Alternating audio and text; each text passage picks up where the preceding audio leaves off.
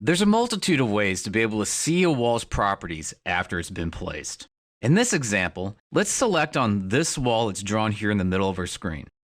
After selecting it, we can look at its properties underneath Properties. The first spot is going to be the Type Selector list. This is going to show what type of wall this is. Below that, we'll be able to see how the wall was drawn as far as its location line.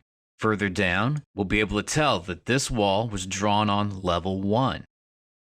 We can see it has an unconnected height of 20 foot.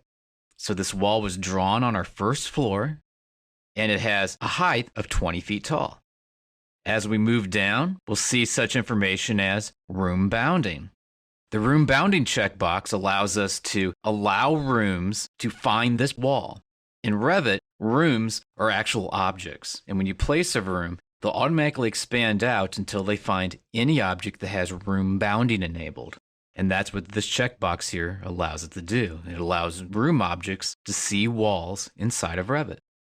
As we scroll down even farther, we can see dimensions associated with this particular wall.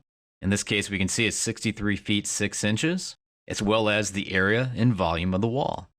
And we can see what phase this was created in.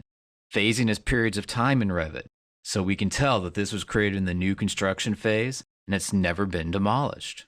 All these properties inside of this particular dialog box are called instance properties or instance parameters. Another kind of property that's available to us are type parameters. These can be found underneath the Edit Type button. And if you select on Edit Type, it'll bring up the Type Properties dialog box. And from here, we'll see more properties associated with the walls, including this thing called Coarse Scale Fill Pattern. What Coarse Scale Fill Pattern does in relationship to walls is if you select inside of this box, click on this little dot, you can then tell this wall that at a coarse level of detail, it should be filled up with a certain pattern. In this example, I'll just select a solid fill and click on OK. For the Coarse Scale Fill color, what this does is it allows us to change the color from being black to be a different color. Now, usually if I'm going to enable this particular function, this is usually for nice, pretty presentation plans. So the walls are going to be filled in dark. But in this case, just so that we can see the color, I'm going to choose a green color off of the list and pull this bar up.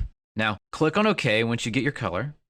We can see that it now has the right color associated with it. And we'll take a look at that over here in just a moment. If you select on the Edit button, this is where each layer of material is that makes up these different walls. And we can see the thicknesses as well as what each material is that makes the wall up. If you want to see this a little bit better, we can pull this over by just clicking on this top bar, pulling it over, and selecting on the Preview button, and it'll show us a preview of what it'll look like in Plan View, as well as if we come down here in View and click on Section, click inside of this area, and you'll be able to spin the wheel to be able to zoom in and zoom out to see all the different layers of materials that make up this wall. Now, let's get out of this by clicking on OK. You notice this is solid fill in green, but this is only going to show up at a coarse level of detail. Click on OK to this. Click here in the drawing area, and if you zoom in, you'll be able to see that this wall is now this green color. But this could be anything. This could be any sort of pattern, so it could be lines or dashes or dots. And this will only show up at a coarse level of detail. So if you come down to this box, click on it and change this to fine, you'll notice that that particular color goes away in this instance.